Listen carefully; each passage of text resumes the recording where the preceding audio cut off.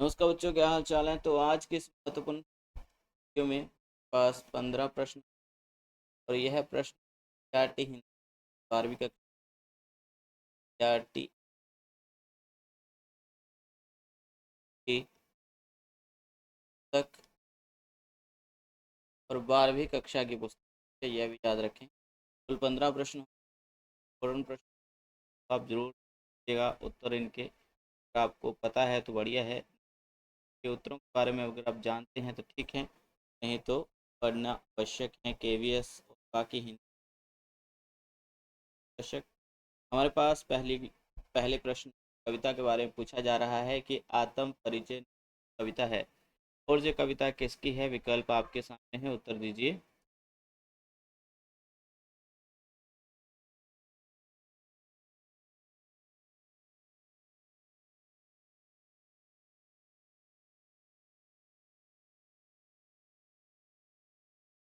क्या उत्तर आना चाहिए। बहुत ही खास कविता और काफी महत्वपूर्ण। ये हरिवंश राय बच्चन राय बच्चन 12वीं की आरोह भाग 2 पंक्तियां काफी महत्वपूर्ण। जैसे मैं जग जीवन का भार लिए फिर भी जीवन में प्यार लिए कर दिया किसी चिन्ह पर मैं संसार लिए।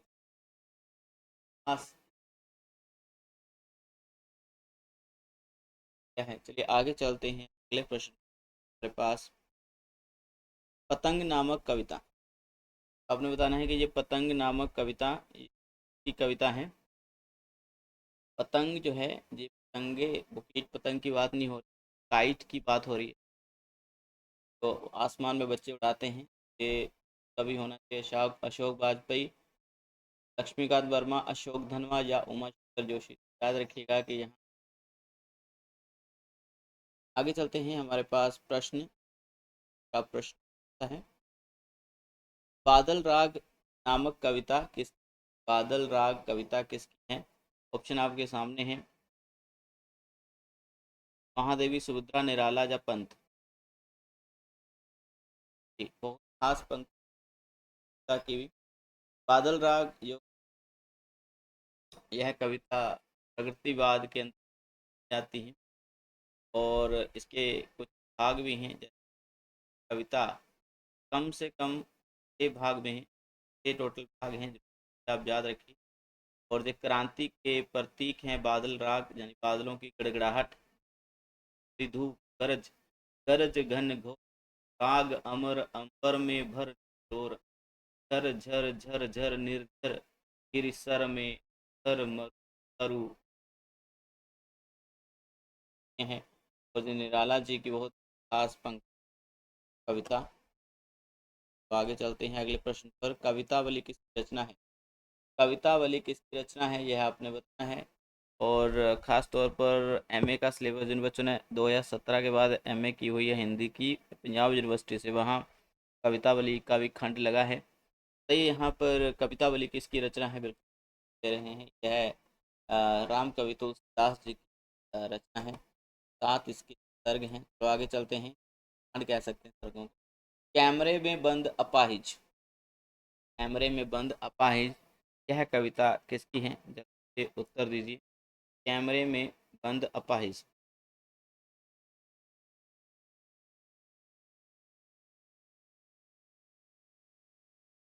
बहुत बढ़िया। ऐसे जितने नाम यहाँ आ रहे हैं सबको साहित्य अकादमी पुरस्कार मिला हुआ है। और यह कविता टेलीविज़न मीडिया के माध्यम से कमज़ोर लोगों के दुख को कैसे बेचा जाता है उस व्यंग्य रचती, जहाँ से लोगों को दावा दिया जाता है और खबर होती नहीं है बल्कि बनाई जाती है। हम दूरदर्शन पर बोलेंगे, हम समर्थ शक्तिवान, हम एक दुर्बल को लाएंगे एक बंद कैमरे में। से पूछेंगे तो आप क्या अपाहिज हैं, तो आप क्यों अपाहिज हैं, आपका अपाहिजपन तो दुख देता होगा। मान लीजिए पाया भूकंप, मकान ढह गया कोई और के कारण मकान ढह गया, भूकंप के कारण कोई मलबे के बीच हुआ है, तो ये कैमरे वाले यानी जो हैं उस व्यक्ति की मदद करने के बजाय ये पूछेंगे कि आपको ऐसा कैसा महसूस हो, कैसा लग रहा है, कितना दर्द हो रहा है। तो इस तरह की तो बेमतलब की दुनिया लाई जा रही है आज मीडिया के द्वारा। इसलिए भारत देश का जो मीडिया है 190 देशों में रैंक पर चल रहा है, बहुत पीछे, बहुत ही पीछे। हम हर फील्ड में पीछे हैं, बस जनसंख्या में आगे हैं, बाकी हर फील्ड में पीछे। तो ये कैमरे में बंद अपाहिज एक दुख देने वाली कथा, ऐसा हर तरफ है। सिर्फ हम बात ना करें, कैमरे की बात ना करें, हम दर्शन की बात ना करें, अगर हम कोई भी रियलिटी शो आज के समय में देखते हैं तो वहाँ पर जो डांसर रियलिटी शो होते हैं, डांस वाले होते हैं, सिंगिंग वाले होते हैं, ड्रामा वाले होते हैं, पर गरीब बच्चों की स्टोरी वगैरह बनाई जाती है, बताई जाती हैं, सच में बहुत ही, मैं कहूँगा, भावुक कर देती है, और लोग करते हैं उसी को जिता देते हैं। तो ये होता ऐसा नहीं है, गरीब बच्चा तो सोच भी वहाँ तक पहुँच, बस यही है कि एक चाल के तहत ये सब किया जा रहा है। अध्याय शिरीष के फूल नामक जो निबंध है, ये किसका है? शिरीष के फूल नामक निबंध, शिरीष के फूल नामक निबंध। तो ये कल्पलता, याद रखिएगा, कल्पलता, कल्पलता निबंध संग्रह में है। और जो कल्पलता निबंध है किसका है? यह हजारी प्रसाद द्विवेदी का है, निबंध भी उन्हीं का ही हुआ। इस निबंध के माध्यम से लेखक शिरीष के फूल के माध्यम से धैर्य और संघर्ष की प्रेरणा देते हैं। प्रकार से फूल में कोमलता होती है, विपरीत परिस्थितियों में भी वो स्थिर रहता है। तो बस व्यक्ति को भी इससे बहुत ज़्यादा सीख लेनी चाहिए, मनुष्य को अंदर से सीखना चाहिए। आगे चलते हैं हमारे प्रश्न पर। प्रश्न हमारे पास है कि कविता के बहाने और बात सीधी थी पर, ये दो कविताएं बेटा आ रही हैं, और भाग में लगी हुई कविताएं हैं दोनों कविताएं, और दोनों अलग अलग कविताएं, लेकिन हाँ ये एक ही कवि की हैं, शमशेर बहादुर सिंह, या फिर फिराक गोरखपुरी, या फिर हरिवंश राय बच्चन कवि हैं। यहाँ तो ये जो कवि हैं इसके कुंवर नारायण हैं। कविता के बहाने, कविता के बहाने यहाँ पर कवि बताना चाहता है कि एक कविता के बहाने हम बहुत बड़ी बात कह सकते हैं। ठीक है, किसी को जंग के लिए भी ललकार सकते हैं, जंग करने के लिए प्रेरित कर सकते हैं। ठीक है, किसी को हम रुला सकते हैं, काबू कर सकते हैं, किसी में जोश भर सकते हैं, किसी को मनोरंजन कर सकते हैं। ठीक है, और बात सीधी थी, बात बहुत सीधी होती है, लेकिन हम कई बार है इस कविता के माध्यम से कुंवर नारायण यही बताना चाहते हैं कि बात बहुत सीधी होती है, लेकिन हम ही उसको पेचीदा बनाने की कोशिश कर देते हैं। तो आगे चलते हैं, कुंवर की दोनों कविताओं का याद रखिएगा। केवीएस की खास तौर पर तैयारी कर रहे हैं जमात कैडर की, सबके लिए कि एनसीईआरटी इस देश में सबसे बड़ा करिकुलम बनाने वाला एक संस्था है, और ज़रूर याद रखिए ऐसी किताबें लगती हैं। चलो आगे चलते हैं। पहलवान की ढोलक नामक कहानी किसकी होनी चाहिए? पहलवान की ढोलक नामक कहानी बहुत ही भावुक कर देने वाली, बहुत ही ज़्यादा भावुक कर देने वाली कहानी है। इसमें लुट्टन नाम का एक, लुट्टन नाम का क्या होता है, लुट्टन के स्पेलिंग अभी ऐसे नहीं चलता, लुट्टन स्पेलिंग जो है, ठीक है, लुट्टन नाम का एक व्यक्ति है जो पहलवान होता है। ठीक है, और 9 वर्ष की आयु में ही उसकी शादी हो जाती है, और फिर वो पहलवान बन जाता है, कुछ ऐसे ही। ओके, तो उसकी सास को गांव वाले तंग किया करते थे, और वो बदला लेता है अपनी सास को लोगों से, और किस प्रकार से एक चांद नामक एक बहुत ही बलशाली अ, पहलवान को वो हराता है। और मजे की बात यह है कि जब सत्ताएं बदलती हैं, जब कोई शासक बदल जाता है, सत्ता बदल जाती है, मान लीजिए अभी बीजेपी सरकार है, आगे आने वाले समय में कांग्रेस की आ जाए, फिर बीजेपी, तो हर दौर में अलग अलग प्रावधान होते हैं लोगों के लिए। ठीक है, तो इसमें सत्ता जब बदलती है, शासक बदल जाता है पहलवान का, जब राजा बदल जाता है, उसके आगे कोई और राजा बन जाता है, तो फिर क्या होता है, जो पहलवानी है, जब लोग हमारे जो खेल होते हैं उनका अंत हो जाता है। बस वही कहानी इसमें बताई गई है, बहुत ही भावुक कर देने वाली कहानी, तो जरूर पढ़िएगा। रेणु जी की कहानी है, इसका ध्यान रखिए, रेणु जी यानी फणीनाथ रेणु की ये कहानी है, एनसीईआरटी हिंदी लगी है +2 में। काले मेघा पानी दे, यह संस्करण किसका है? काले मेघा पानी दे, इस नाम से एक संस्करण मिलता है, ये काले मेघा पानी दे। ठीक है, और ये किसका संस्करण है? निराला पंत, वर्मा या धर्मवीर भारती। ये संस्मरणों में आपको पता होना चाहिए, एनसीईआरटी में लगा है, काले मेघा पानी दे। अभी इसमें याद एक बताई गई है उस लेखक के द्वारा, जिसकी है कि बचपन में क्या होता था कि लोग बारिश के लिए तरह तरह के प्रपंच रचते थे। वो कहता है कि हम जब बचपन में हमारे गांव में अ, बारिश नहीं होती थी तो हम इंद्र की सेना बनकर हर घर घर जाया करते थे और कुछ इस तरह से प्रपंच उसमें रचा करते थे। वैज्ञानिक तौर से ऐसे बारिश नहीं होती है, बारिश के अपने पैमाने होते हैं, लेकिन हम अलग ही उसमें प्रपंच करते थे, इधर पीढ़ी आगे चलता रहता है। तो ये धर्मवीर भारती का संस्मरण है, आपने जरूर। आगे चलते हैं हमारे अगले प्रश्न। हमारे पास है भक्ति नामक संस्मरण। भक्ति नामक संस्मरण, ये संस्मरण जो है रेखा चित्र भी माना जाता है, है संस्मरणात्मक रेखा चित्र कहा जाता है। कर दीजिए कि यह किसका है भक्ति नामक। तो स्मृति की रेखाएं संस्मरण रेखा चित्र में हैं, उस दर्ज है। रेखाएं किसका है भाई? की रेखाएं जो है यह महादेव वर्मा का है। तो महादेव वर्मा का ये रेखा चित्र है। आगे चलते हैं। बाजार दर्शन नाम से निबंध है भाई। बाजार दर्शन नाम से क्या है? निबंध है। बाजार दर्शन नाम से निबंध मिलता है। तो ये आपने बताना है कि ये निबंध किसका है। बाजार दर्शन, ये बहुत ही रोचक निबंध है, इसको पढ़िएगा जरूर। जब भी कभी हम बाजार जाते हैं करने के लिए, तो वहाँ पर हम अक्सर चाहते हैं कि अपनी पत्नियों को घर में ही रखें, लेकिन जब पत्नी को भी लेके चले जाते हैं, जहाँ हमने खर्च करने होते हैं 100 रुपये, तो वहाँ पर कई बार 1,000 रुपया भी खर्च करना पड़ जाता है। ये बिल्कुल इसमें निबंध में बताया गया है। और इसमें ये भी है कि आजकल अगर किसी प्रोडक्ट को भेजना बेचना है, तो उसमें ऐड जो होती है, जब विज्ञापन होता है, किस तरह से लोगों को लुभाया जाता है। ठीक है। हाँ, एक बाजार दर्शन की बात यहाँ पर, ये जनेन्द्र कुमार जी का निबंध है। ये निबंधकार भी हैं, कहानीकार उपन्यासकार ही नहीं है बल्कि निबंधकार भी हैं। आपने बताना है कि यह पंक्ति किसकी है। यह पंक्ति किसकी हो सकती है? हाँ, राम लक्ष्मण ही निहारी, बोले बचन मनुज अनुसारी, अर्ध राति गई कपि नहीं आयो, राम उठाई अनुज। तो यह पंक्ति किसकी हो सकती है? रामानंद, तुलसीदास, प्राणचंद चौहान या फिर मैथिली शरण। और ये बिल्कुल सही। तो ये तुलसीदास जी की पंक्ति है। राम जी का नाम आ गया, लक्ष्मण का नाम आ गया, और ये रामचरित मानस से पंक्ति है बेटा।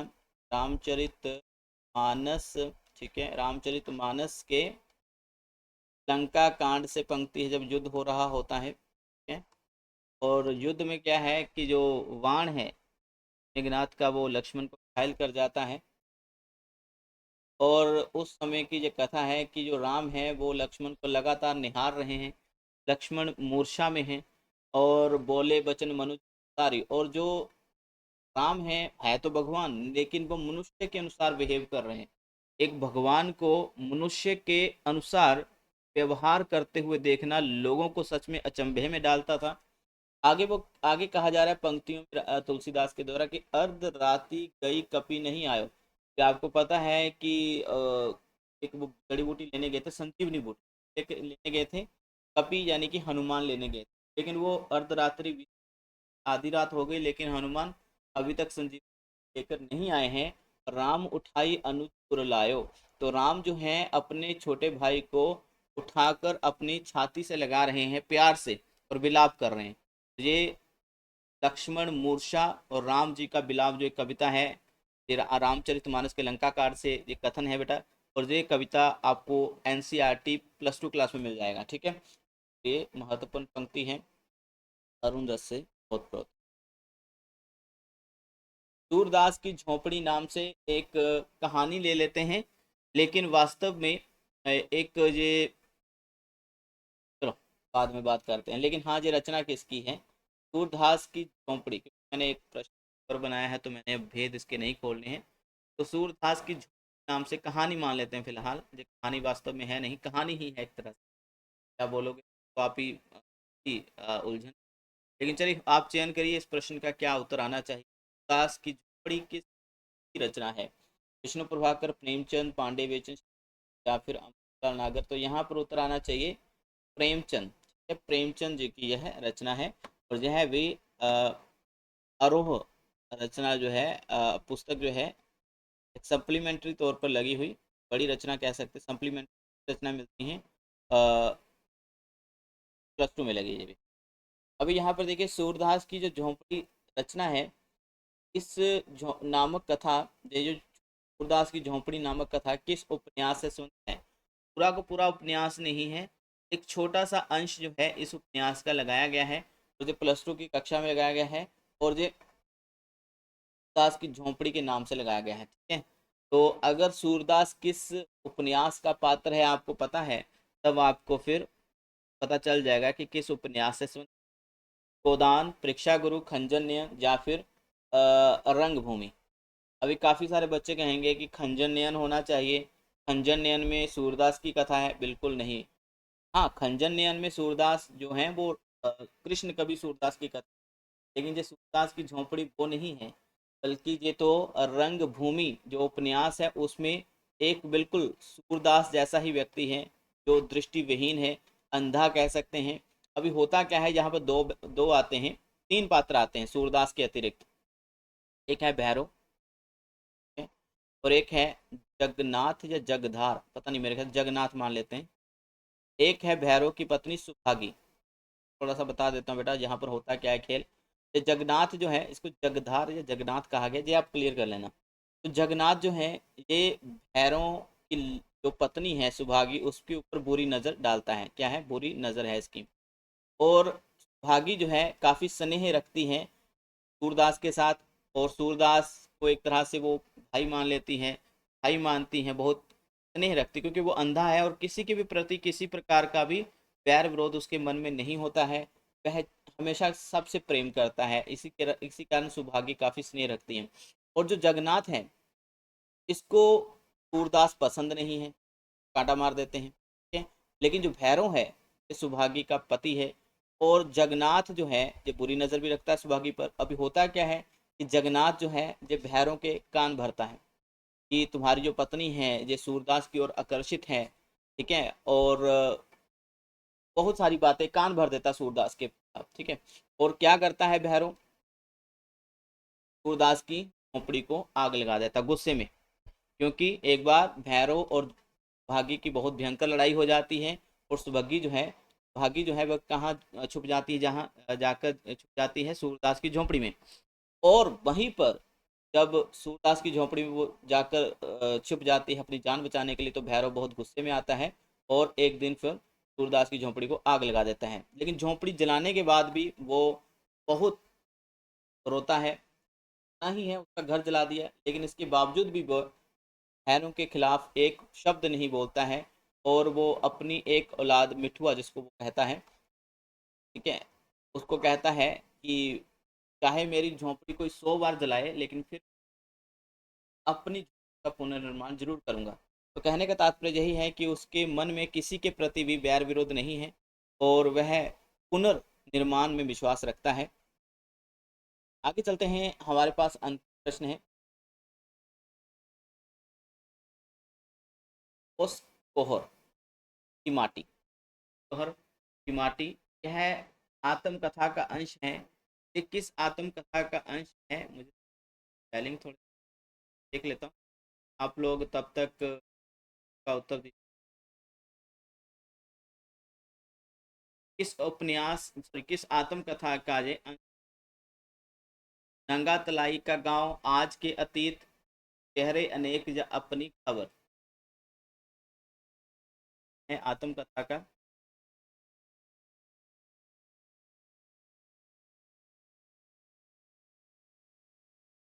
अब बोस्कोहर नहीं है, बिस्कोहर है, मुझे लग ही रहा था कि गलती हुई है। बिस्कोहर की माटी। चलो, तो याद रखिएगा कि ये नंगा तलाई का गांव, ये विश्वनाथ त्रिपाठी, विश्वनाथ त्रिपाठी हिंदी के बहुत बड़े समीक्षक हैं, इनकी आत्मकथा है। और विश्वनाथ त्रिपाठी की आत्मकथा नंगा तलाई का गांव का एक अंश है बिस्कोहर की माटी नाम, ठीक है, जिसमें वो अपने गांव में होने वाली घटनाओं के बारे में जानकारी देते हैं। तो आज की वीडियो में फ़िलहाल इतना ही, और भी बहुत सारी वीडियोस आपके साथ साझा करते रहेंगे। चैनल पर नए हो तो चैनल को ज़रूर सब्सक्राइब करना और लाइक करके जाना। इस धन्यवाद।